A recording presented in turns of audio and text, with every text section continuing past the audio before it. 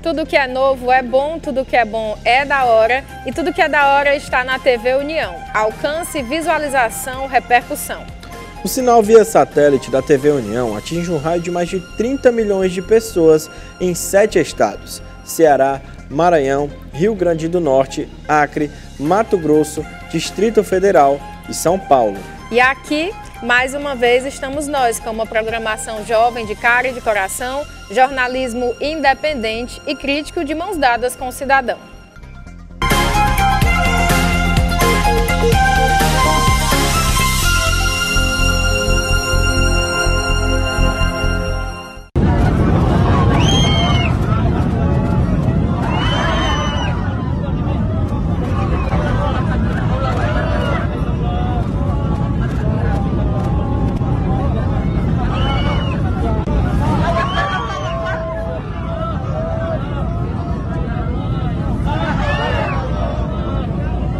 Morreu Maria Preá, morreu Maria Preá, morreu Maria Preá. Que eleição não se ganha, se toma.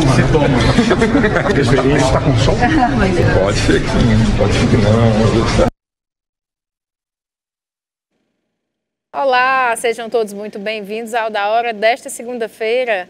Olá, Gabriel Viana, olá, Norton. Tudo bem, Norton? Tudo bem, você aí de casa? Bom, estamos aqui, né? Day after da eleição. Alguns desdobramentos, algumas cenas a gente já pode ver mais ou menos rodar. E a grande pergunta que a gente fez no final dessa abertura aí: cadê o Bolsonaro? Cadê o Bolsonaro? O Bolsonaro até agora não apareceu. E tem que aparecer, tem que chegar, tem que reconhecer. Ele tem que reconhecer a derrota, né? Ele tem que fazer esse gesto. Tem respeito aos eleitores dele, né? Por respeito ao país, né? É porque não há mais espaço para quem não tem, para quem perde a eleição e que vai tentar questionar. Quer dizer, alguma coisa tem que ser dita, alguma coisa você tem que falar. Você está vendo uma movimentação intensa já de um começo de caos, um princípio de caos em várias regiões, né? Você tem assim esses estados que o Bolsonaro foi maioria já estão fechados praticamente, né? Você já está tendo muita coisa que não deveria estar acontecendo. A gente viu muitas cenas ontem de tiroteio, gente dando tiro para cima, aquelas coisas todas, né? Então vamos lá, o Brasil precisa ter uma certa tranquilidade, já está tendo um esforço muito grande para que o Lula sinalize com muita força quem vai ser essa equipe econômica dele, né? O dólar já aumentou, as ações do Brasil já caíram fora, tá? Tem uma série de questões aí que está colocando o país numa situação assim não é muito boa, tá? O país está como se estivesse querendo respirar, né? Tipo assim, aquela pausa para respiração. Né? Norton, e o desafio de fazer o país crescer, de conduzir a inflação acima da meta e desafio na criação de postos de trabalho com carteira assinada. Além disso, o próximo governo terá a missão de comandar decisões relevantes para os cofres públicos e para o dia a dia da população, como o futuro do Auxílio Brasil, turbinado às vésperas da eleição. Gabriel Viana. Em todos os cantos do mundo destaca-se o mesmo. Primeiro, uma eleição apertada. Os resultados mostram, aliás, que foi a mais renhida de sempre. Depois, um regresso inédito. 12 anos depois, Luiz Inácio Lula da Silva volta ao Planalto para cumprir um terceiro mandato, algo que nunca tinha acontecido no Brasil. Depois, a especulação sobre o futuro. O Português Público fala sobre a escolha da democracia, o italiano... Vou pedir para a nossa direção, Gabriel, desculpa te interromper, pedir para a nossa direção colocar na imagem as capas desses... Tudo bem. Que nós estamos nos referindo. Pode continuar. Com certeza. Aí você está vendo, é o italiano, né? Agora, o português. O La Estampa, que fala sobre o fim do autoritarismo. E, como muitas outras publicações, o El Dia do Uruguai cita o novo chefe de Estado brasileiro. O Brasil já tem um caminho, de acordo com o periódico uruguaio. Gabriel, e mesmo não sendo reeleito, o presidente Jair Bolsonaro conseguiu ontem superar sua própria eleição em 2018.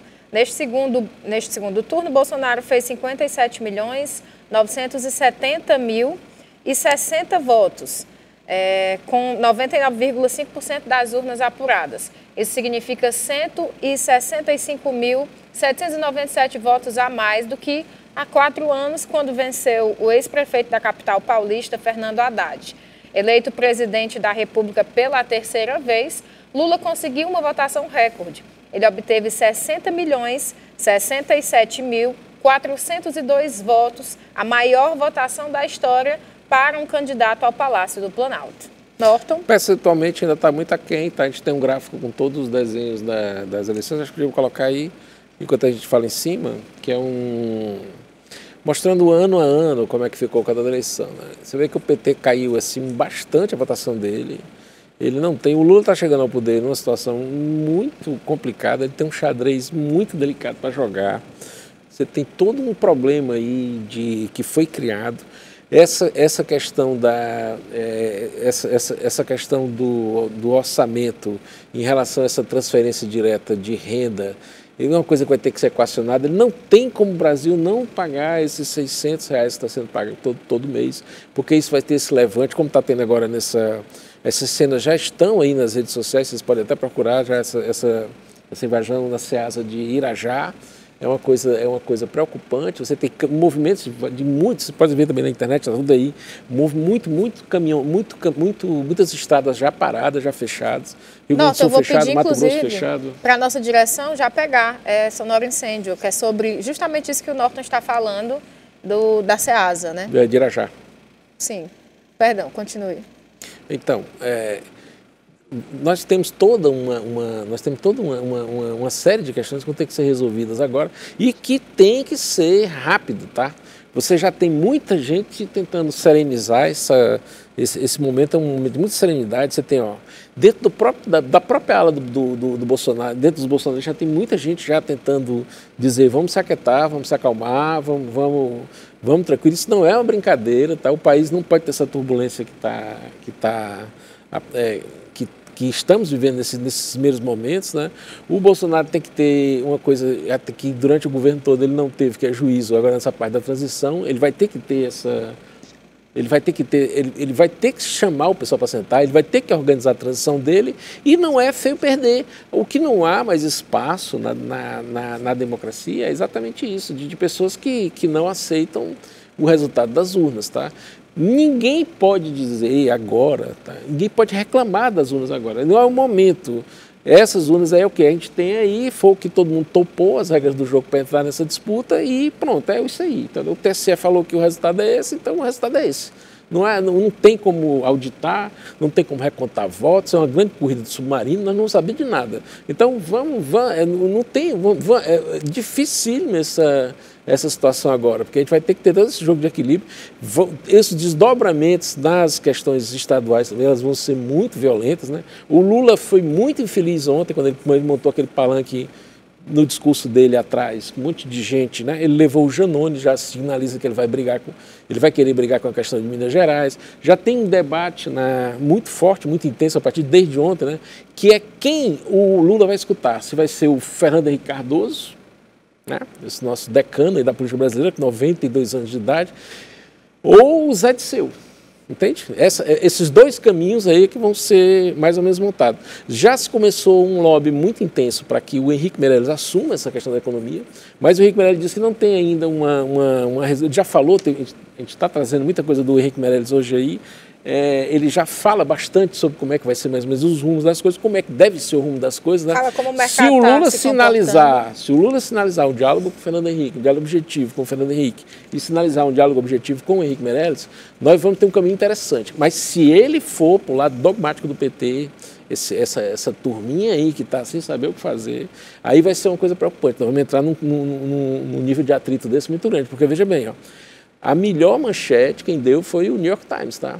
Rejeita Bolsonaro, o Brasil voltou rejeitando Bolsonaro, então não é bem uma vitória do Lula, ele não pode dizer que foi uma vitória dele. Pela diferença a gente nota isso, né? Mas e que o país está dividido, e está dividido geopoliticamente, isso é que é importante dizer, as regiões mais produtivas do país, o Sul, o Sudeste e o Centro-Oeste votaram em peso contra o Lula. Então o antipetismo já começa de largada aí. E o lado mais pobre, do mais fraco e mais improdutivo do Brasil ficou com o Lula. Isso é uma coisa, a gente sabe que nessa relação entre o forte e o fraco, a corda vai sempre quebrar para o lado do fraco. Então você tem um presidente que chegou mas que está numa situação extremamente instável, tá? Embora você já tenha alguns partidos já sinalizando que vão dar peso para ele dentro do Congresso, como o caso do PSD, do Kassab, e o União Brasil, que ninguém sabe de quem é hoje, né? Se vai ser, com quem vai ficar. Mas só que é o seguinte... Bivar, que é o presidente do partido. Pois é, mas na verdade, quando você observar, essas forças que estão dentro do Congresso hoje, eles são só jovens, cara. Tem muita gente lá e são forças da natureza, são incontroláveis, entende? Então não vai ser uma coisa tão simples quanto estão imaginando aí. Cada um vai querer mostrar para que foi eleito, entende? Então não é um momento assim que o Lula possa dizer que está tão folgado, que o PT possa dizer que está tão folgado. Nossa direção preparou as imagens sobre o que aconteceu na Ceasa de Irajá, né? Vamos conferir agora. Ai, mané, quem perdoa é Deus. Olha como é que eles estão.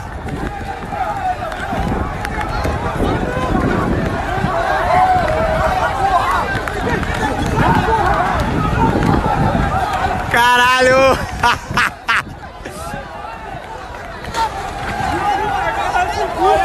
É lixo!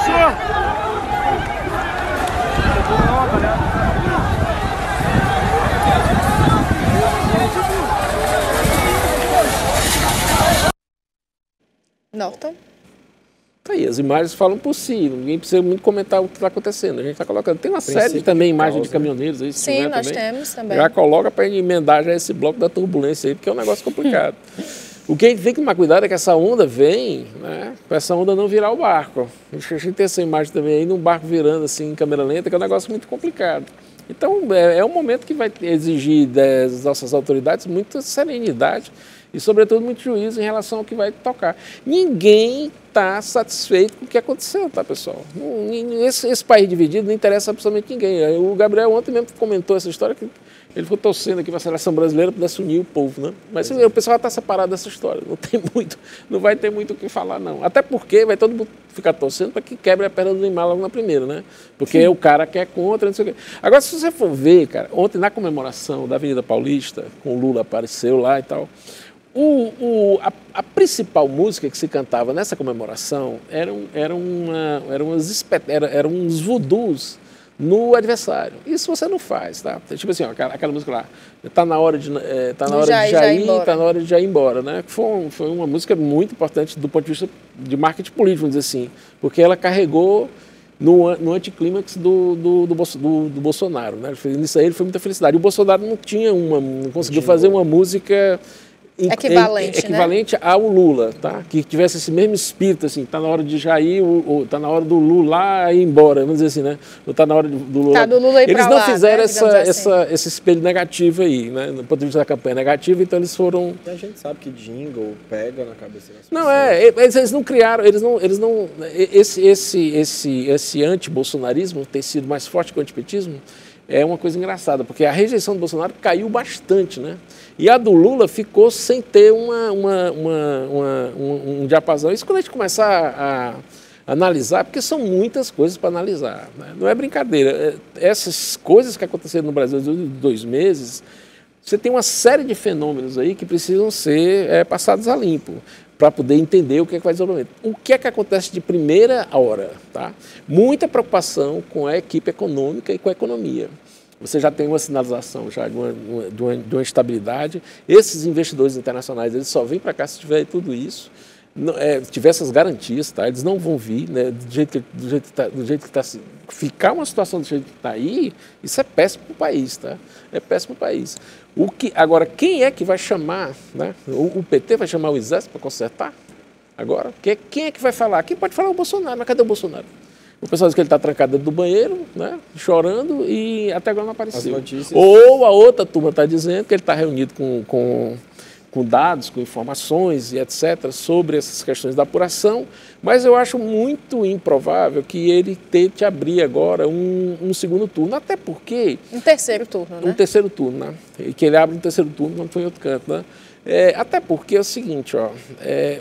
aquela coisa que a gente está falando, são 215 milhões de brasileiros, são 156 milhões de eleitores, né? E o presidente que chegou, se fosse o Lula, né? Aliás, o Lula, 60 milhões de votos, fosse o Bolsonaro, com esses 57 milhões de votos, ele ainda ia ficar muito abaixo desses 78 milhões que representam essa metade do povo brasileiro. Então, quem está aí está numa crise de representatividade numericamente, é uma coisa matemática, não adianta você, falando assim claramente, nós estamos ainda subrepresentados, porque nós não tivemos uma participação em massa disso tudo. Tem uma série de outras questões, né? Como é que a abstenção foi menor, a tendência, né? Como é que o número de brancos e votos... Gabriel, a gente vai falar, a gente tem na tela, pode colocar a direção, por favor. Você confere a diferença nos números de votos. À sua esquerda, você tem os votos do primeiro turno e à sua direita, você tem os votos do segundo turno.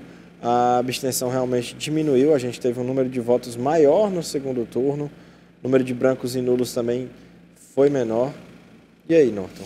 Não, o que está se esperando é que o Bolsonaro, se ele não tiver, que se ele for reaparecer, pelo menos que ele entre com essa questão, e mostrar aí que quebraram o log das urnas, tá? É uma coisa que tem a se... todo mundo vai analisar, porque a gente vai ver se teve votação frenética, em quantos votos foram disparados em questão de segundos, né? Isso aí tudo eles vão ter, tá? Isso aí, todas essas questões vão estar bem clarificadas aí. Esse sistema, ontem a gente, eu fiz aqui quase com um clamor, assim, né? Essas urnas não têm condição de continuar, essa crise toda que está acontecendo é por conta delas, tá? Porque fica essa suspeição, vai ficar, e a gente não tem que falar nada, tem apenas que dizer, o tribunal vai dizer, quem ganhou foi fulano, então tudo bem, quem ganhou foi fulano. Se a gente for cobrar essas provas materiais dessa eleição, né, materialidade delas, assim, em termos de documento, de voto, a gente não tem. Ela é uma coisa que está, uma confiança que foi desmaterializada, ela está no plano, está nas nuvens, né? Ela não é uma coisa que está ainda que está no, vamos dizer, que está no ar, né? Então é uma questão que vai ter todo um desdobramento, uma sequência de coisas que a gente não sabe o que é que ainda vai vir. O que é que está de cara hoje é essa preocupação, essa turbulência no mercado econômico, a gente está vendo, esse mercado financeiro, já tem umas forças empurrando o Henrique Meirelles para frente da cena, para ele assumir essa frente da cena. Tem essa pergunta no ar, se o Lula vai escutar o Zé Disseu ou o Fernando Henrique Cardoso, né? Esperamos que ele escute Fernando Henrique Cardoso, que é uma coisa que está mais ligada. Nós temos aquelas cenas lá que foram muito preocupantes para as pessoas que viram, né, que são esses transtornos de comportamento do Lula, tipo pedindo água, né, 3 vezes durante 3 goles de água, né, durante a fala dele ontem, né, uma garrafinha que a Gleice segurava. A gente vai mostrar trechos do pronunciamento e já vai ter esse que você está mencionando, porque ontem, no pronunciamento, Lula fala que essa é a vitória da democracia. Chegamos ao final de uma das mais importantes eleições da nossa história. Uma eleição que colocou frente a frente 2 projetos opostos de país. E que hoje tem um único e grande vencedor, o povo brasileiro. Esta não é uma vitória minha, nem do PT, nem dos partidos que me apoiaram nessa campanha. É a vitória de um imenso movimento democrático que se formou acima dos partidos políticos, dos interesses pessoais, das ideologias, para que a democracia saísse vencedora. Lula acrescenta ainda que vai governar para todo o país.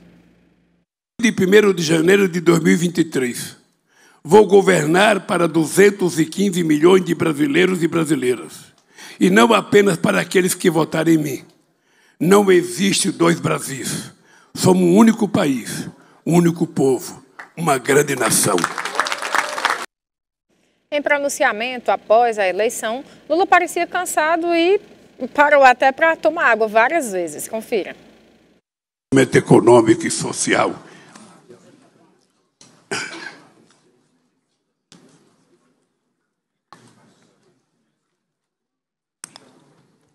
Ou seja, as grandes decisões... Dizer, Não é mais um garoto, né, Norton? Acho que... Não, 77 anos, não é brincadeira, tá? Mas é aquela história, né? Essa água que passarinho não bebe, né? Que é o que o pessoal está dizendo. Agora, veja, são transtornos de comportamento, tá? Foram 3 vezes essa interrupção lá. Cada vez que ele dava o gole nessa água, o Alckmin brindava, né? Sabe? A brincadeira era essa, assim, o Lula dava um gole e o Alckmin brindava, né? Então tem toda uma... semiótica aí por trás. Ó, não foi muito boa, essa fala dele foi ridícula, ele foi um discurso primário, assim, não estava à altura do país, foi um discurso lido, um texto ridículo, cheio de jargões publicitários, uma babaquice do começo ao fim, tá? Isso aí a gente está falando porque a gente está vendo essa situação. Às vezes você não vê serenidade nessas palavras dele. E nem confiança. Até, de certa maneira, uma certa mistificação do que ele foi, da falta de realismo até da própria eleição dele. Porque, na verdade, se você for observar, quem perdeu a eleição foi o Bolsonaro, tá? Perdeu por aquela série de idiotices que ele falou durante o período todo, né, que a gente comentava aqui, quando a gente falava... chovia cacete aqui, né? Que era aquela coisa de... chamando a gente de comunista, chamando petista. A gente de comunista, de petista, de bolsonarista e etc. e tal. Mas não era porque ele estava alertando, porque eram coisas muito complicadas que ele estava perdendo de maneira muito forte no eleitorado feminino. Ele falou coisas que são muito estúpidas, né? Do ponto de vista... E ele não entendeu essa questão toda Ele tinha que ser mais polido, às vezes, né? Não, que ele tinha que ter tido mais sensibilidade em relação à alma brasileira, né? Que o Brasil, quando o cara morre, entende? Ele perde todos os defeitos, né? Quando a pessoa morre, fica tá tudo perdoado. Tem aquele ditado, né? Quer ser bom, morro ou vai embora. Pois é, o pessoal ontem, né, tentaram empurrar essa história de genocida nele, tentaram empurrar aquela coisa toda lá. As pessoas sabiam que ele não tinha culpa, mas não gostaram do comportamento dele, a maneira como ele resumia esses casos que estavam acontecendo. Sobretudo aquela frase lá, eu não sou coveiro, e daí eu não sou coveiro, entende? Aquela coisa ali foi uma coisa que ficou com certeza, muita gente que foi votar... Acho que até das famílias que perderam seus entes muita gente que foi votar naquele momento voltou assim, lembrando dessa frase. Então estava todo mundo vendo isso, né? E angustiado e preocupado, porque a gente sabe que esse caminho que o PT oferece, ele é um caminho já superado, do ponto de vista ideológico, do ponto de vista de modernidade administrativa, essas questões, essa visão que ele tem de intervenção na economia é uma coisa que a gente sabe que não funciona. Se eles vão aumentar, vão colocar no Congresso para aumentar ICMS de combustíveis, aumentar ICMS de luz, aumentar ICMS de telefonia, aumentar ICMS de gás de cozinha, de novo. Sabe que vai ter condição de um negócio desse? Como é que o Brasil vai ter? Eles estão super... O Henrique Meirelles foi muito claro, ele falou que o país precisa de 52 bilhões para pagar esse Auxílio Brasil de R$600 agora que ele tem, que está aí. Que isso vai ser imexível, vamos dizer, para usar essa linguagem do imbrochável, né? Então isso é imexível, tá? Como falou na época do Collor, tá? Não tem quem mexa nisso mais, não adianta, não vem uma fórmula que pode vir de lá para cá, né? E o cara ainda, o Lula, na loucura dele, ainda fez aquelas promessas absurdas de dizer que vai colocar picanha na mesa do povo. Quando chegar por ali, por volta de março de 2023, as pessoas vão começar a perguntar, umas para as outras, né? Cadê a picanha que era para estar aqui nessa mesa, né? Eu vou começar, cadê meu churrasquinho?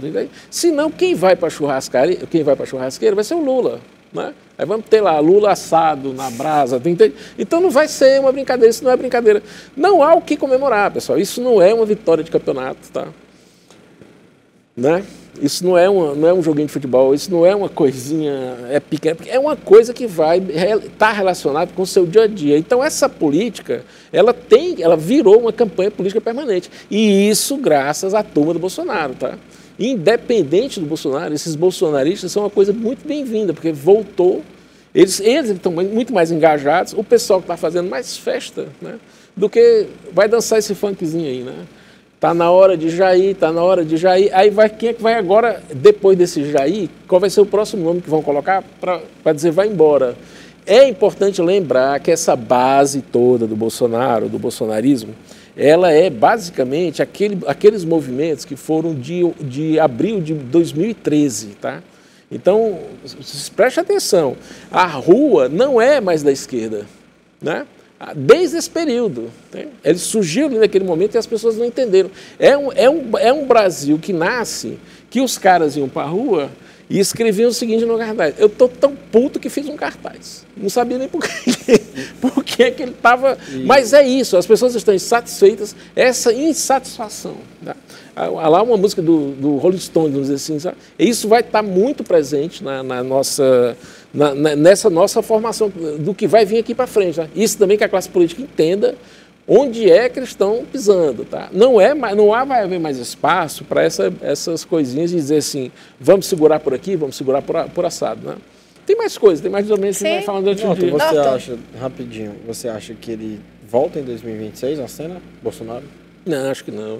Eu acho muito complicado para ele, porque, na verdade, ele não é um líder de nada. Né? Tipo, ele é o líder da família dele. Né? Entendeu? O que vai ser colocado no Bolsonaro, ele é um tipo, primeira coisa que tem que se entender, ele é um típico brasileiro, isso é importante nele, assim como o Lula também era, tá?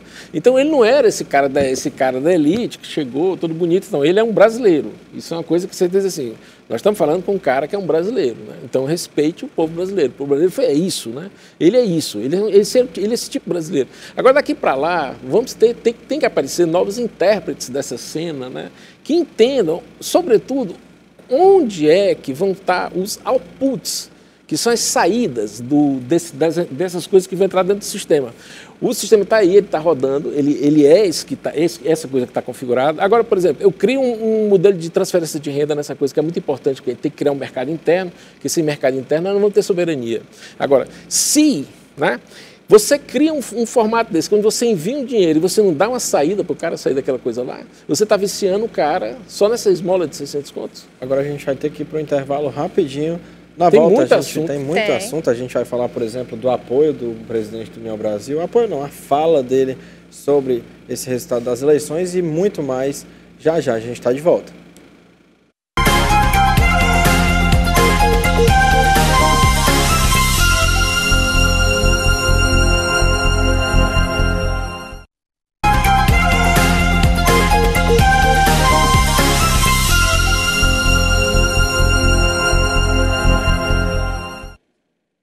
Estamos de volta e, como o Gabriel falou no bloco anterior, o presidente do União Brasil, Luciano Bivar, que representa a terceira maior legenda da Câmara, afirmou neste domingo que o presidente eleito, Luiz Inácio Lula da Silva, terá uma relação com o Congresso melhor do que Jair Bolsonaro.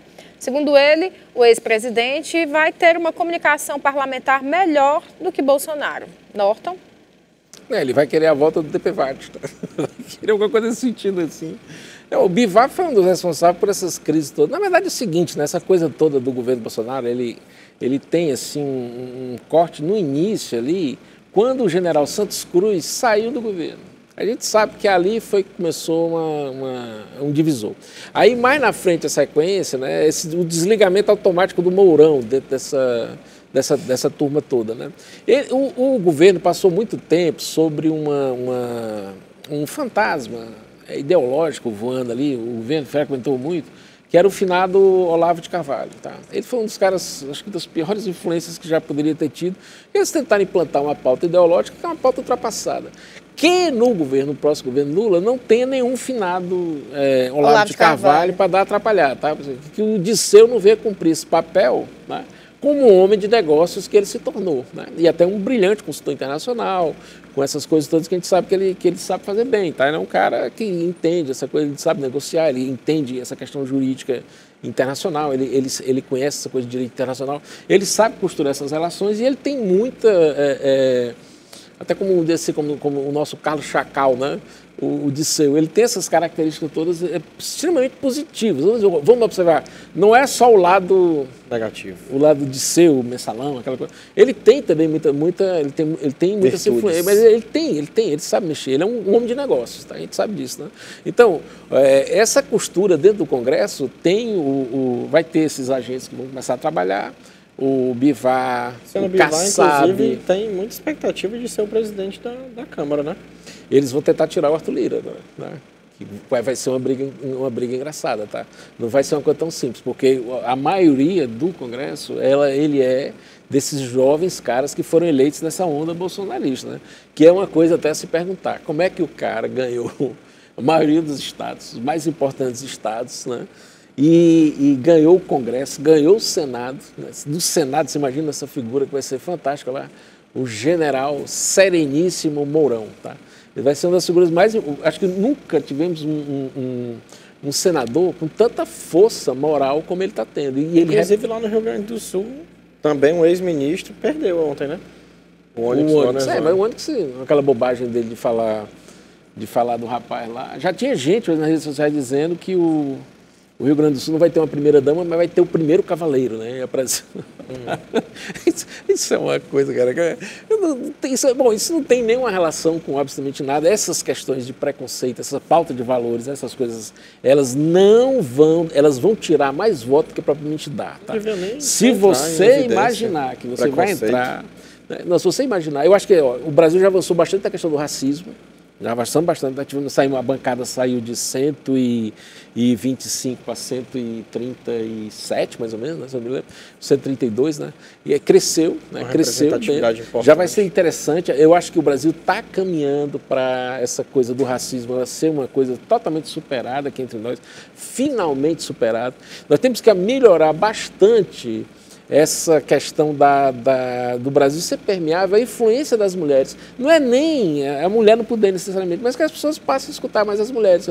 As mulheres têm mais sabedoria do que os homens. Né? Todo mundo sabe, isso é uma coisa antiquíssima, está na Bíblia, está em tudo quanto é canto que você possa imaginar. Então, é uma coisa que tem que ser... Vai ter que ser desenhado, acho que a próxima pauta vai ser essa questão das mulheres.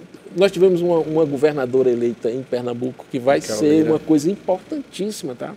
Não vai ser uma coisa... Além disso, 2 mulheres concorrendo ao segundo turno, né?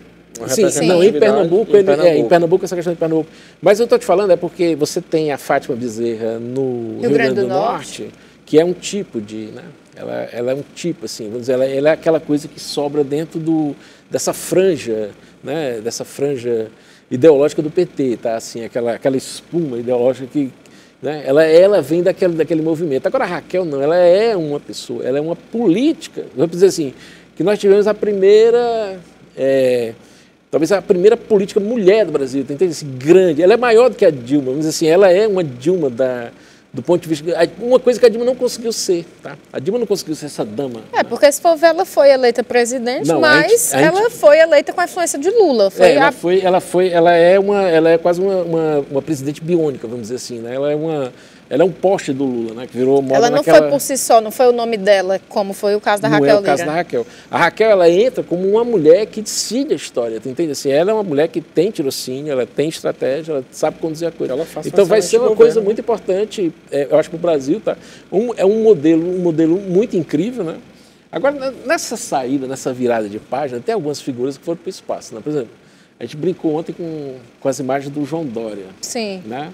Então, o que o João Dória fez de molecagem nesse país, assim, do que ele desenhou, para as pessoas também entenderem. Eu acho que ele tinha um cenário muito bom ali naquele começo de 2020, né? 2021, pandemia. Quando ele entrou à frente da questão das vacinas e ele se perdeu totalmente nesse meio do caminho. Porque ele não era legítimo a história dele.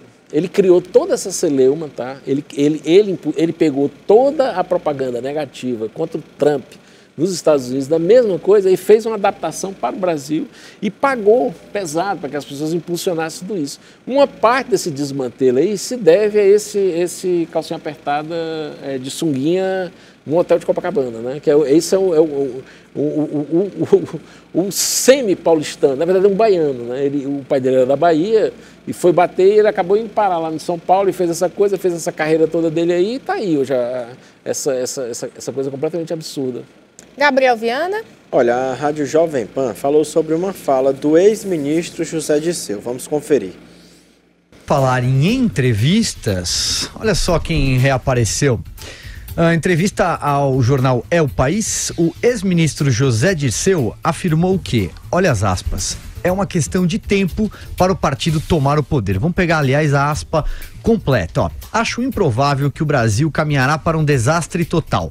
Na comunidade internacional, isso não vai ser aceito. E dentro do país é uma questão de tempo para a gente tomar o poder. Aí nós vamos tomar o poder, o que é diferente de ganhar uma eleição. Falou ainda que o problema problema Bolsonaro é do PSDB e do DEM, que perderam espaço para o deputado no campo da direita. Algumas reações já. O Roberto Jefferson Mensalão afirmou que o Zé Dirceu é uma ameaça ao país e lembrou que ele poderia até virar presidente se não tivesse acontecido tudo o que aconteceu por conta do Mensalão. Olha essa fala desse cara, essa notícia, esse fato que aconteceu um tempo atrás. Isso ele ilustra, só para ilustrar, para que caminho, para que rumos o Lula vai tomar, tá? Se ele conversar com o Fernando Henrique Cardoso é uma conversa, se ele for conversar com José Dirceu? O Zé Dirceu é outra completamente diferente. O Zé Dirceu já está com o projeto, acho que ele está... É mais ideológico, né? Ele vai acabar sendo esse Olavo de Carvalho, esse finado Olavo de Carvalho dessa geração. Agora, tu imaginar que a gente está colocando no poder, quase de maneira parecida, uma espécie de Jânio Quadros, com novas caras, né? Ou com outras caras. Porque mudam os personagens, mas na verdade ele volta para ser. Até que ponto o Lula é o mesmo Lula de 2002? É uma questão que as pessoas não perguntaram durante a campanha, né? Que era uma coisa, tipo assim, me surpreenda, Lula, que diga que você está mais equilibrado e tal. Ontem que estava aqui era o Pepe Mujica, que é o presidente foi presidente do Uruguai, né? Que é o cara que liberou a maconha lá no Uruguai e tal. Ele estava aqui e ele vai ser um dos caras que vai dar esses conselhos para o Lula, tá? Então é uma coisa preocupante, porque se juntar essa turma toda e tentar fazer essa América Latina à la Cuba, que é uma coisa que a gente sabe que não funciona, né? A gente mostrou aqui quem era Simão Bolívar, explicando tudinho quem era. O próprio Marx ridicularizava, falava que era uma coisa, um pigmeu, né? Que viu o coroamento de Napoleão, imaginou que poderia fazer essa coisa toda na América Latina. A gente começa a ver já assim, sinais muito complicados, porque você não tem...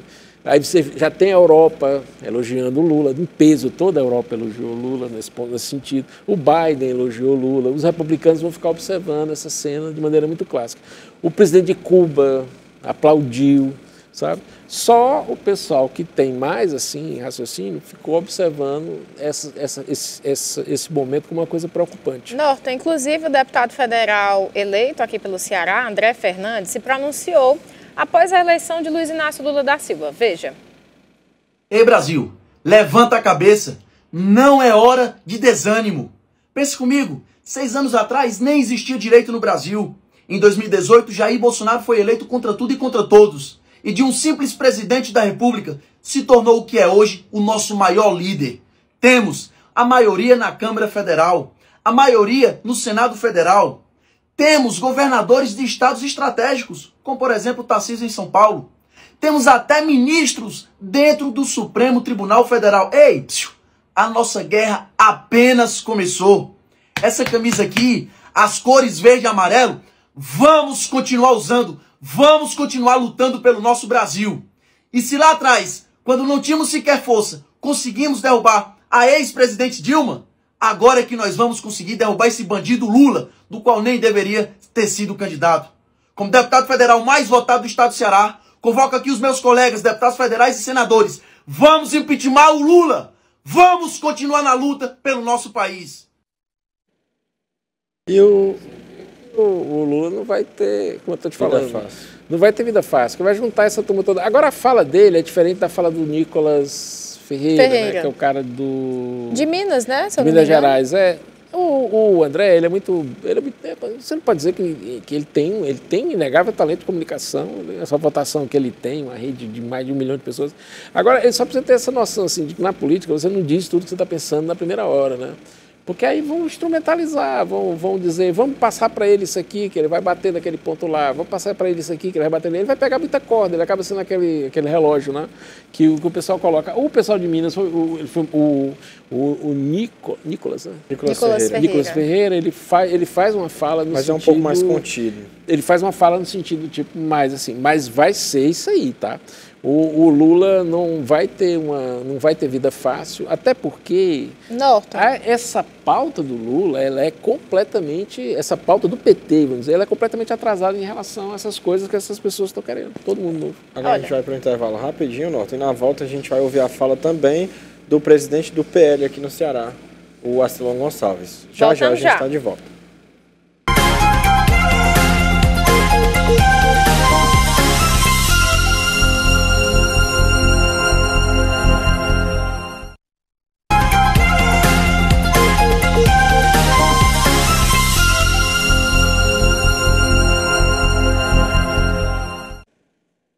Estamos de volta e já quero falar para você, telespectador, para participar, mande sua opinião, nosso WhatsApp está na tela, o QR Code também fica na tela durante o programa praticamente inteiro e por lá você pode acessar as nossas redes sociais, comentar no Instagram, no YouTube, né? Ver também programas anteriores, algum trecho que você queira resgatar, dar uma olhada. Enfim, estamos aqui, Gabriel já está com o celular das redes sociais. Tem algumas pessoas aqui, alguns apoiadores do Lula comemorando a eleição do ex-presidente, agora presidente eleito, outros falando que realmente ele tem que comandar para todo o país. Enfim, o clima é mais ou menos esse aqui no WhatsApp, estava olhando há pouco, estava olhando aqui no intervalo. Então... Já tem muita gente... muitos bolsonaristas já assumiram a derrota. O Bolsonaro não aparece até agora. Dê uma olhada aqui para ver o que é que tinha de novidade, né? Muita insistência em relação a isso. Bom, muita gente comemorando. O pessoal dos veículos de comunicação que foram né, um dos grandes responsáveis por esse aumento dessa rejeição e aumento dessa onda anti-bolsonarista, mas eles destruíram, mas não colocaram nada no lugar. Os petistas não tem muito o que comemorar não, tá, cara? O Meirelles já falou que o orçamento precisa de 52 bilhões. Onde é que vai aparecer esse dinheiro? Isso aí vai ter que ter aparecido. O Meirelles está falando até que tem que se criar dentro do Congresso uma ideia de excepcionalidade, né? Para que se abra dentro do orçamento essa figura, essa coisa de 52 bilhões. O pessoal do Lula, no final da campanha, cobrou muito isso do Bolsonaro, porque se ele coloca dentro do orçamento, explode o teto de gastos. E aí você poderia gerar um impeachment dele, essas coisas todas que vão colocar. Então, se vão fazer essas pedaladas, né, essas novas... Se o governo já vai começar pedalando para colocar, vocês vejam onde é que o Brasil foi parar, tá? Então, não é uma situação tão complicada. Até agora o suspense é como é que vai ser essa fala do Bolsonaro. Ele foi o primeiro presidente também que não se pronuncia logo após a eleição. Isso não é uma coisa... Né? O que ele está procurando, esse silêncio está ampliando. O Moro já falou, o próprio Moro, né? Já falou que era isso mesmo, o Delantal falou que era isso mesmo.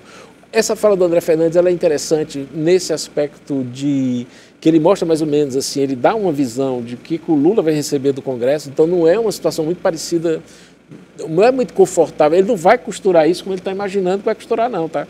Não vai ter esse toma lá da cá. Ele pode até existir, tá? Mas ele vai ser muito vigiado. Aumentou. O país está mais republicano do que antes, tá? Mais republicano do que 2018. E é uma coisa que a gente tem que aplaudir e achar ótimo isso. E nesse sentido, dar os parabéns ao presidente Bolsonaro, que ele abriu esse flanco, né? Ele falou muita bobagem, fez muita besteira, mas também tem um saldo positivo que não pode ser ignorado, assim como também as coisas positivas do Lula não deveriam ter sido ignoradas no sentido, né? Agora, até que ponto esse saldo positivo vai prevalecer em relação a esses vícios que a gente tem, né? Se vamos fazer a reforma, mas a reforma do judiciário vai sair porque ela é um desejo do sereníssimo Mourão, né? Uma coisa que não vai ter como se impedir, tá? Essa luta toda, aqui envolve até o nosso senador aqui, o Eduardo Girão, né? Essa lava-toga, ela vai sair, tá? Agora ela sai. A partir de agora que vem para ele, ela sai. Gabriel Viana, o que é que nós temos agora sobre o prefeito de Eusébio? Agora, o pronunciamento do prefeito de Eusébio, presidente do PL no Ceará, o Acilon Gonçalves, que se pronunciou após o resultado de ontem. Que prefere ganhar sem fazer nenhum gol do que perder fazendo 5 gols. Por isso que eu queria ter ganho no Brasil, nem que nós tivéssemos 0 voto aqui no Eusébio.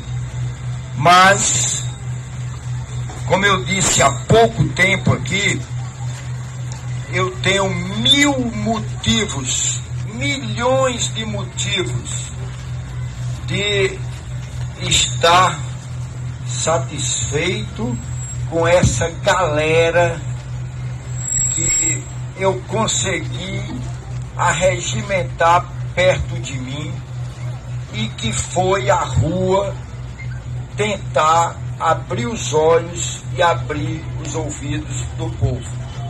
Mas, infelizmente, o povo nordestino estava cego e surdo. E essa ainda está. E essa cegueira e surdez, nós vamos pagar o pato, porque nós vamos passar 4 anos numa administração diferente da que nós estávamos. Norton. Essa fala dele é uma coisa completamente descoordenada e sem rumo, né? Ele fala uma coisa completamente maluca, que é... Tem que reconhecer o resultado. Foi um discurso assim, de um derrotado, de fato derrotado, né? Ele está complicado agora. Eu aprendi uma coisa no esporte, desculpa te interromper, que a gente tem que saber ganhar e tem que saber perder. Desde que eu sou pequenininho, eu estou nesse mundo da competição, principalmente futsal, e a gente tem que saber assumir a derrota. E aí, por exemplo, eu não acho que ele soube assumir. Eu fiz o corte desse vídeo. Ele faz uma fala completamente... sem contemporaneidade. Ele sequer sabe o que está acontecendo, tá? Tem muita gente no estado do Ceará que está assim, tá? Até quem estiver comemorando, quem estiver soltando fogos, essas coisas todas, né? Quem estiver muito triste, quem estiver muito alegre, essa disforia, essa euforia, elas não combinam com a política. A política, ela é, queira ou não queira, um espaço dos realistas. Quanto mais realista você for, melhor, né? Você pode até torcer, você pode achar que o desdobramento seria mais positivo do ponto de vista para você ou para a República, de acordo com o que você tiver interessado, né? Esses interesses eles são convergentes, tá? E quando você tem essa convergência de interesses, aí você tem as alianças políticas, os enlaces políticos, essa coisa toda que vai estar. Isso é uma coisa que sempre foi assim, ela vai continuar, porque nós temos essa política e tem essa realpolitik, né? Mas veja, você está falando de um cara que não tem políticas nenhum, né? Sabe o que é política, não sabe o que é poder, Isso assim como você tem a diferença entre a política e o poder, né? Você tem a diferença entre o Estado e o governo, tá? Nós estamos falando de um Estado brasileiro que está mais forte do que antes e um governo que soube fazer o Estado ficar mais forte. Esse Estado forte impede que os governos fracos sobrevivam, assim como o povo também regula na questão da popularidade. O Lula vai ter que ter essa coisa aí, ele vai ter que ter esses 52 bilhões para pagar essa conta do Auxílio Brasil. Ele não pode ser o cara que vai impedir a transferência de renda. Isso já começa a ser cobrado dele nesse primeiro momento, tá? Quem é que vai resolver isso, né? Aí você já tem um cenário de dólar subindo, você já tem um cenário de ações brasileiras caindo fora do Brasil, né? Essa visão que ele tem de mais intervenção na economia é uma coisa que vai dar um choque muito forte no comércio. Tem muita gente preocupada com essa questão de aumentar desemprego. Eles que bateram tanto essa questão de precarização do trabalho, essa volta desses direitos também é uma coisa complicada. Será que ele vai ter condições de voltar, por exemplo, ao imposto sindical?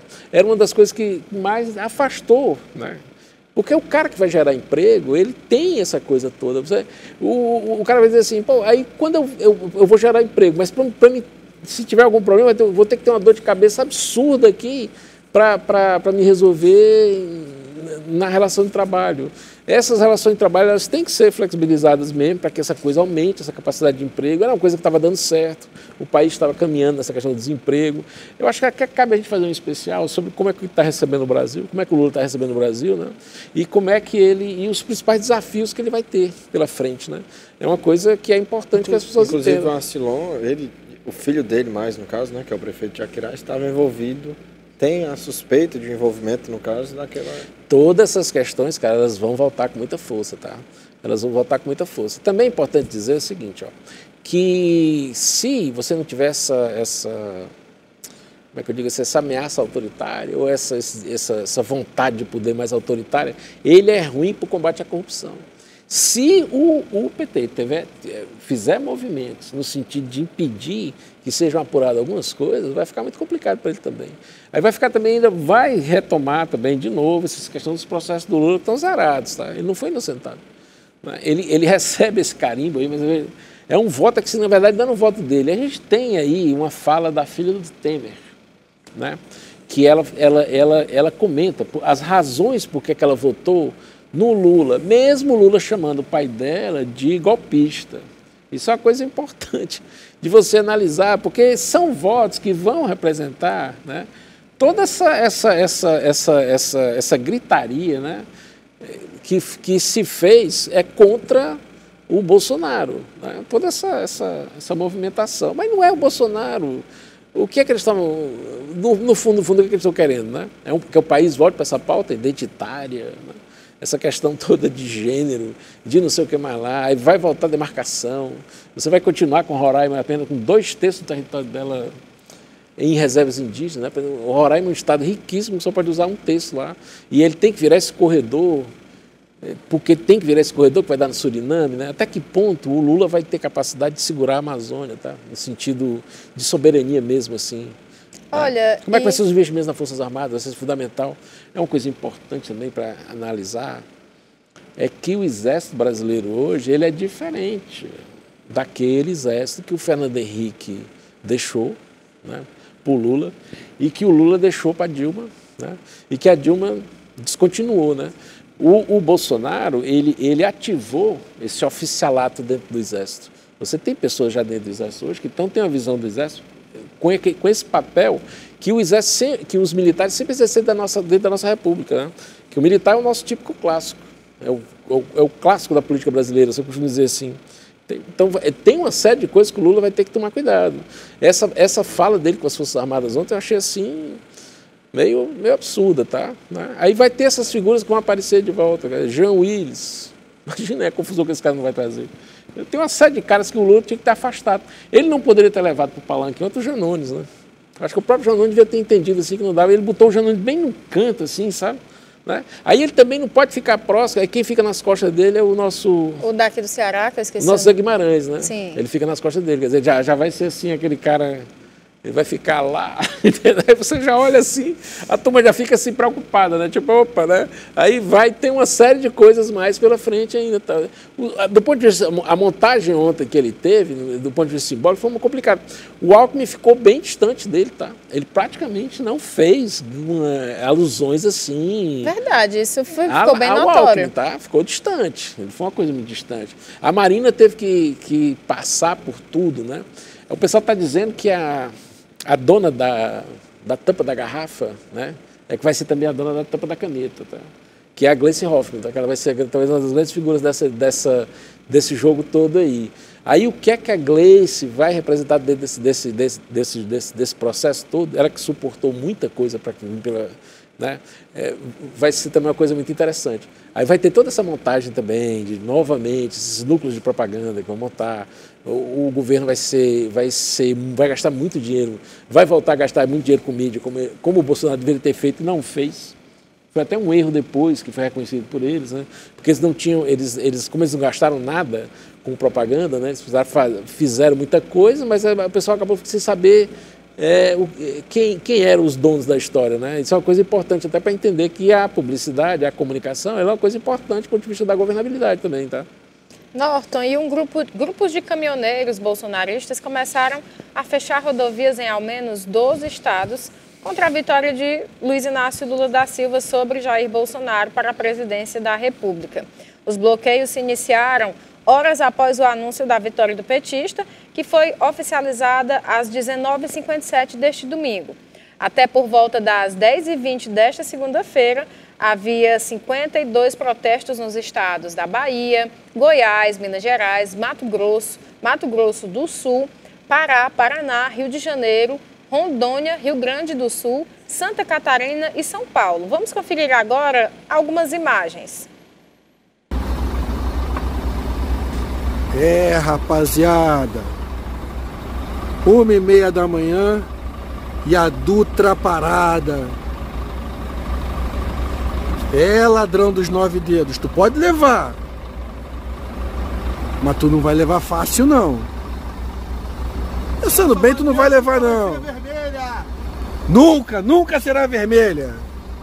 É nós, Queiroz. Norton, você acha que vão segurar esses protestos como foi naquela época do Temer, que durou muito? Muitas cidades ficaram sem acesso praticamente, porque nem ônibus que transportavam pessoas não podiam passar. Eu só digo uma coisa, para ilustrar tudo isso. Isso é lamentável, essas coisas estão acontecendo aí, tá? Ninguém concorda com isso. É uma coisa que vai colocar o país num caos aí que ninguém sabe. É o início, alguém vai ter que aparecer para resolver essa crise aí. Mas É importante lembrar que o Zé Trovão, né, aquela figura, ele foi eleito deputado federal por Santa Catarina. Né, entendeu? Então ele é um representante dessa turma toda que está lá, desse pessoal. Ou seja, esses caras cresceram muito. Não é. Quem é que vai.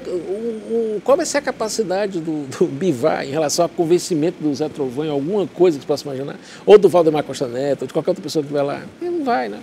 Aliás, o Valdemar Costa Neto está calado também, não falou nada. Tem muita gente esperando esses próximos passos que vão estar sendo desenhados, né? E o que é que vai estar sendo montado, está sendo gestado aí? Essa aparição do Bolsonaro, como é que ele vai, o que é que vai acontecer, é uma coisa que ninguém sabe, são cenas assim que ainda está em suspense, né? Você já tem muita gente do lado do Bolsonaro, mas que não estava tão ligado a ele assim de maneira, né? Ninguém está sabendo bem o que é que está acontecendo, tá? Só quem está tendo acesso é um major lá ligado a ele, até agora ninguém viu o que é que ele falou, não entendeu bem o que aconteceu, não admitiu essa história toda, né? Nós não tivemos também nenhuma fala até agora contundente do Alexandre de Moraes, né? Ele não falou nada também até agora, né? Quem falou em nome do TSE foi a Rosa Weber, falando, elogiando que nós tínhamos um sistema, etc. Parabéns a Rosa Weber, a gente não pode comentar nada, mas tá ainda o que o país está hoje é um país assim que está tentando respirar em silêncio. A gente ainda está nos primeiros desdobramentos, não sabe o que é que vai acontecer. Já mudou o quadro geopolítico no Nordeste, fortaleceu esse poder do PT, né? da esquerda nordestina, vamos dizer assim, né? Que é ainda pouco esclarecida e pouco culta, né? Sobre todos os aspectos, assim, não tem ninguém assim que tem assim aquela base que tinha o partidão, né, que ele dava para as pessoas, não tem nenhum grande estrategista lá não, tá tudo muito complicado. A esquerda nordestina é uma coisa que ainda tem que ser estudada, é um fenômeno novo, assim, porque é uma franja e deu uma espuma, né, de um monte de loucura que faz saindo, assim, muito ainda do socialismo francês, que o próprio Marx debochava de todas as maneiras possíveis, né. Aí você já tem o Macron elogiando que vem, agora só que o inverno está chegando lá. E essa questão da Europa agora vai ser o Putin vai resolver tudo bem direitinho, né? Qual vai ser o papel do Putin nisso? O que é que o Putin mandou também para cá? Ontem eu vi no Telegram uma simulação de ataques de hacker na hora que estava tendo a votação, tá? Era uma coisa que foi muito forte assim no Brasil. Eles têm esse sistema de colocar, tem que apurar ainda o que é que vai acontecer. Mas não teve assim, no meio daquela turma lá, não teve grande repercussão. O presidente chinês não falou nada, tá? Não falou nada. O Lula parece estar mais aliado com essa coisa do Biden e com essa da União Europeia, né? É tanto que veio para cá a Victoria Nuland, que é essa figura abjeta da CIA, que atrapalhou a Ucrânia, atrapalhou um monte de cantos aí. Talvez se a ideia for bagunçar o Brasil para poder tirar, ninguém sabe o que é que vai acontecer aí pela frente. Gabriel, tem muitos sobramentos. E o que é que nós temos agora? Como a gente pode ver na tela agora, por meio do Twitter, o ex-juiz, hoje eleito senador pelo Paraná, Sérgio Moro, fala que trabalhará pela união dos que querem o bem do país. Ele falou aí, abre aspas, a democracia é assim. O resultado de uma eleição não pode superar o dever de responsabilidade que temos com o Brasil. Vamos trabalhar pela união dos que querem o bem do país. Estarei sempre do lado do que é certo. Estarei na oposição em 2023, respeitando a vontade dos paranaenses, fecha aspas. Foi o que disse Sérgio Moro. Quem também se manifestou foi o general. Aliás, essas falas dele são antes da eleição de fato, né? General Hamilton Mourão, atual vice-presidente e eleito senador pelo Rio Grande do Sul, fala que é oposição a Lula, mas não oposição ao Brasil. Eu deixei claro, eu sou oposição ao Lula, mas eu não sou oposição ao Brasil. Isso eu tenho que deixar claro. O Partido dos Trabalhadores, enquanto esteve na oposição, ele faz oposição ao governo e ao país. Se você olhar a trajetória do Partido dos Trabalhadores, quando houve a eleição indireta do Tancredo Neves, haviam 3 deputados deles que votaram, entre eles eu acho que tinha até a Beth Mendes metida nisso aí, foram expulsos do partido. Em 88 eles não assinaram a Constituição, eles sabotaram o Plano Real, né? Então é um partido que sempre jogou contra o país, para satisfazer e buscar os seus interesses políticos. Eu jamais vou fazer uma coisa dessa. Se ele colocar em votação ou proposta das medidas que nós julgamos que são fundamentais para o desenvolvimento econômico do país, como questão tributária, questão administrativa, não é? A questão de melhoria do ambiente de negócio, vai ter o meu apoio. Mourão dá ainda a sua opinião sobre a campanha petista. Pedro, eu vejo que é uma campanha pobre. Né? Porque quais são o que ele está apresentando? Até agora, né, todo mundo na área econômica está cobrando dele o que ele pretende fazer na área econômica.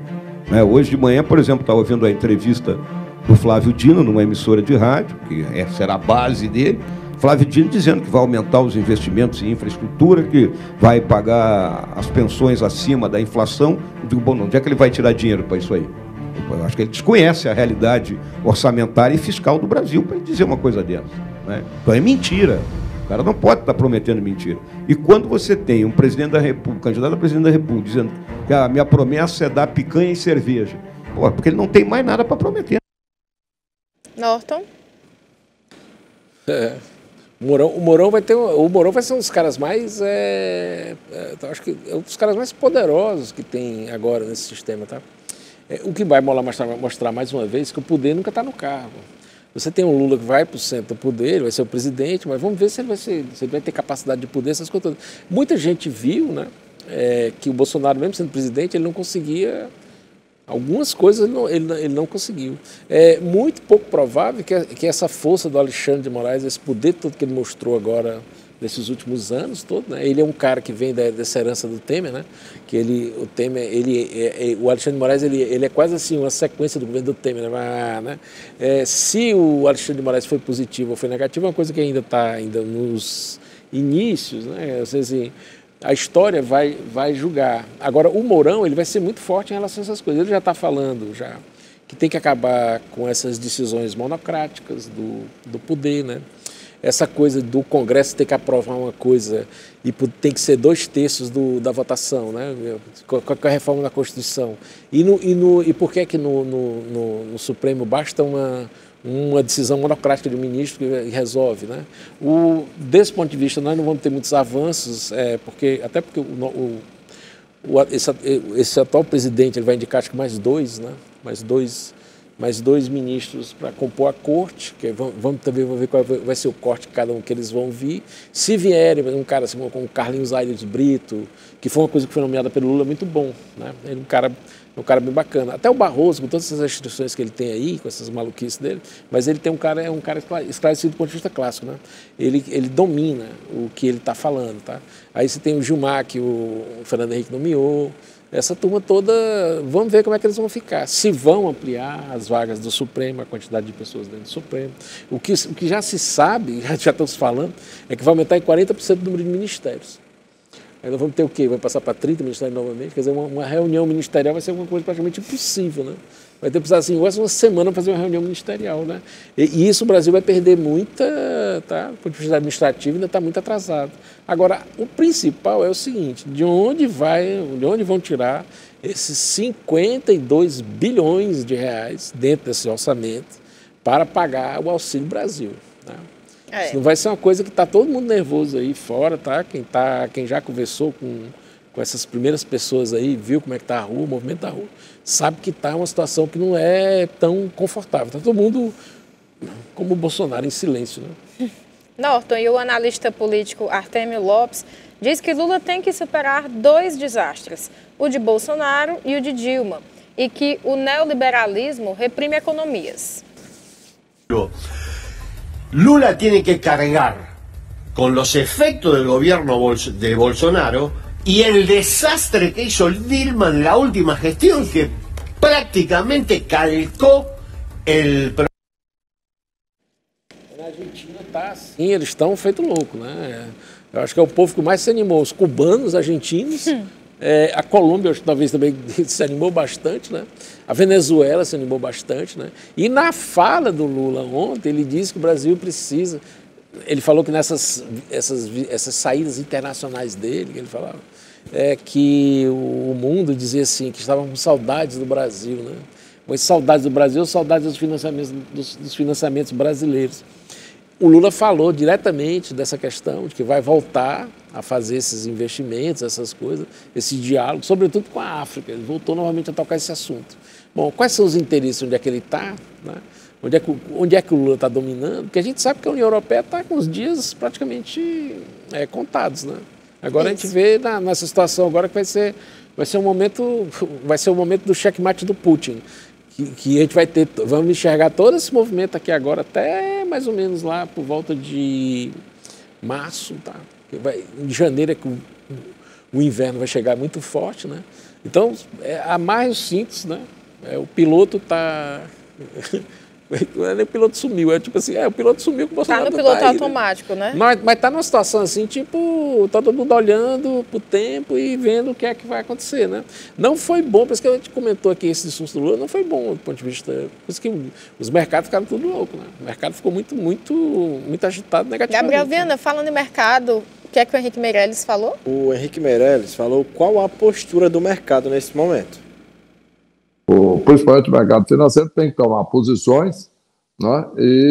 Portanto, eu gostaria de saber o mais cedo possível as definições para fazer as suas apostas positivas ou negativas. Mas, evidentemente, não há um momento onde o mercado diz não, agora não.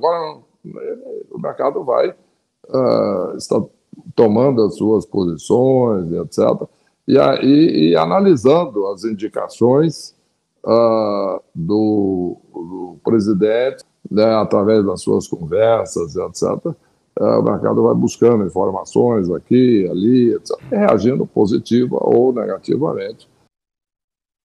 Meirelles avaliou ainda o Auxílio Brasil. O Auxílio Brasil vai ter que ficar em R$600, né? Não só porque foi promovido, mas é a expectativa das famílias, e elas precisam disso nessa situação do Brasil, então isso certamente será mantido. Isso não está no orçamento, essa diferença dos 400 para os 600. Na minha opinião, de fato tem que se criar uma excepcionalidade, isso que o mercado chama de waiver, né? Norton, você sabe explicar para a população assim, em geral o que é esse waiver que ele se refere? Waiver é uma excepcionalidade que se abre dentro do orçamento, né, para você criar condições de você repassar um dinheiro dentro de uma excepcionalidade. Eles vão ter que abrir uma brecha para colocar esses 52 bilhões dentro para pagar esses R$600. Né? O que o Meirelles está sendo, aquela brincadeira, chama o Meirelles. O que o mercado está dizendo para o Lula é o seguinte: chama o Meirelles. Não é essa turma que está no teu plano que está do teu lado no momento, né? A gente colocou aqui há um tempo atrás que uma fala do Meirelles foi uma coisa que ele falou numa conferência internacional, onde ele mostrava que o plano de governo do Lula estava muito dominado por essa visão estatizante da economia, né? Sabe? Que é uma coisa que é preocupante, tá? Do ponto de vista assim, se o Lula vai ter abertura para criar uma agenda liberal, não digo nem uma agenda neoliberal não, tá? Porque essa agenda neoliberal, isso é uma macaquice do pessoal lá que era dizer, vamos fazer ajuste fiscal, arroz fiscal e quebrar essa coisa toda. O teto é o ápice, o teto de gastos é o ápice dessa brincadeira, tá?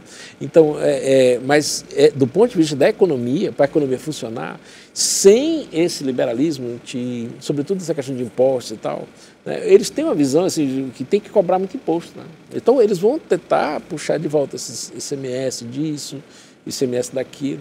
Na fala do Mourão, ela foi muito importante, você já vê que ele já sinaliza ali o Mourão está muito bem, ele já sinaliza ali dentro quem vai ser o adversário dele lá dentro do Senado, né?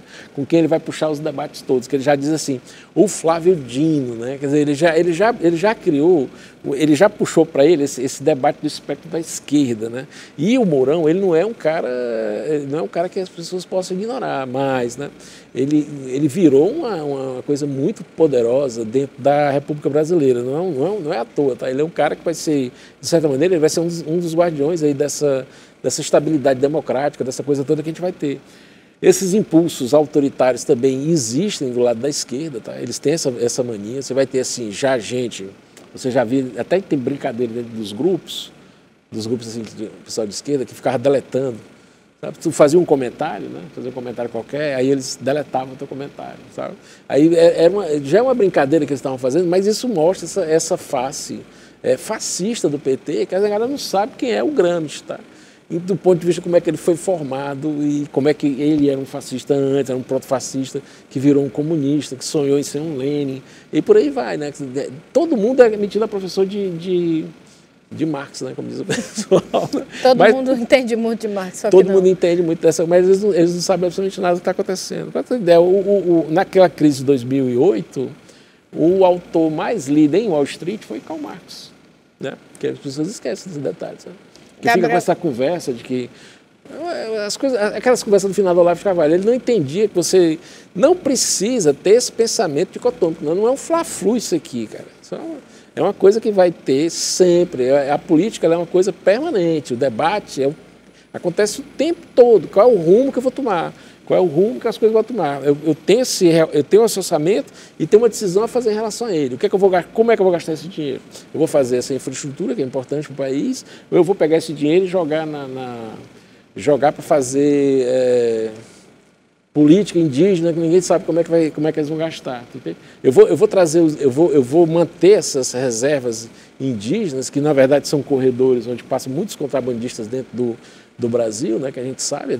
O próprio Mourão, que foi um comandante da região da região norte, né, da zona lá, ele falou que uma vez flagrou dentro da Amazônia, sem ser comunicado no governo nem nada, o rei da Noruega. O que o cara está fazendo lá dentro? Procurando o quê? Não, o que é que eles estão levando, né? A gente não sabe. Porque quando você pega ali Roraima, 2/3 do território de Roraima, 2/3, falando 2/3, do território de Roraima é reserva indígena. E ninguém pode explorar mais nada lá. Aí você tem assim, a cabeça do cachorro ali, uma área gigantesca, maior do que Portugal, com 6 mil habitantes, né, nessa coisa. Porque a gente não pode ter, a Amazônia não é nossa, entende? Então eles vão ter uma série de coisas aí que não vai ser brincadeira. Essa coisa do Macron, soltar essas bombinhas, ele também já está numa situação muito boa, né? A Itália já mudou o discurso. Então, novamente, a pressão, a gente já mostrou aqui várias vezes, a pressão da opinião pública na Alemanha para que se retome o gás da Rússia, ela é grande, entende? Então tem questões que são práticas que vão passar, está chegando frio, vai chegar muito forte. E quando chega, você vê assim, é 1 quilo, 1 metro de neve na calçada. Como é que o cara vai resolver isso aí? Né? Eles estão mandando o pessoal tomar banho junto, agora lá, tipo assim, para aproveitar acho que o aquecedor, para economizar energia, né? Vai ser uma loucura. Você já tem na Alemanha já questões voltadas para desemprego, desaquecimento da economia, né? Ela começa a se voltar. Os indicadores econômicos não são muito positivos, tá? Então não é uma boa notícia. Não é uma boa notícia essas coisas que estão acontecendo no Brasil, tá? Em relação para o mundo, tá? É uma coisa que está todo mundo olhando ao mesmo tempo com muita cautela. Tem esse discurso de falar que o Brasil não vai para a tentação autoritária, né? Mas esse autoritarismo, na verdade, ele está nessas democracias latino-americanas, a lá Ortega, a lá Maduro, né? Nós temos assim um espaço ainda positivo, vamos dizer assim, no Chile, né? Que é uma coisa idílica, assim, até bonitinha, sabe, de se ver, né, um cara novo que está no poder e tal. Aí na Argentina, que você vê uns macacos velhos da Argentina, né, aquela galera toda lá, e esses macacos velhos também que estão na Colômbia, como o Petro, né. Então, se o Lula fizer esse movimento, cara, de tentar remontar essa coisa da América Latina, isso aí vai pegar muito mal, tá? Gabriel Viano, o que é que nós temos agora? A presidente do PT, que disse que operações da PRF relativas aos transportes no Nordeste foram criminosas e que o caso foi grave. Essas operações têm o direito de votar, de externar sua opinião. Uma eleição a gente ganha no voto, não no golpe, não no crime. É no voto que se ganha. Eu não posso concordar com o argumento de que era uma operação normal para ver se tinha pneu careca ou se tinha irregularidade.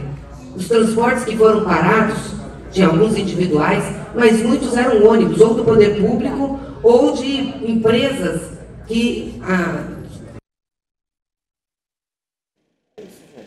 Não. Essa fala em cima da PRF, PF é uma grande também coisa absurda, porque a PF pegou muito carro com dinheiro, parou alguns comboios de ônibus com uma turma que não era muito aconselhável, ninguém sabia o que esse cara estava vindo, impedir essa atividade policial, de vigilância policial das estradas, mas não foi uma coisa muito positiva do tribunal não, tá?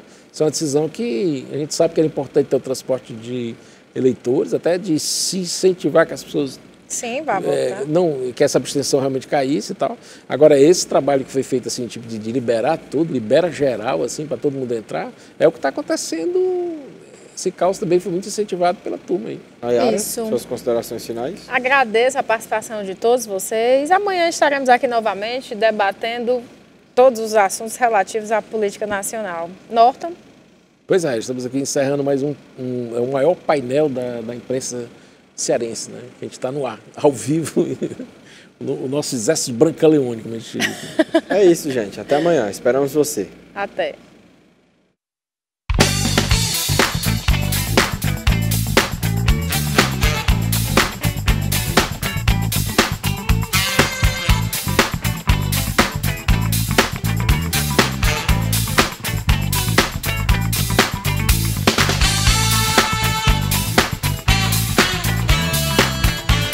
Eu não sou o melhor, mas especialista de boa comida, frigideira do Johnny.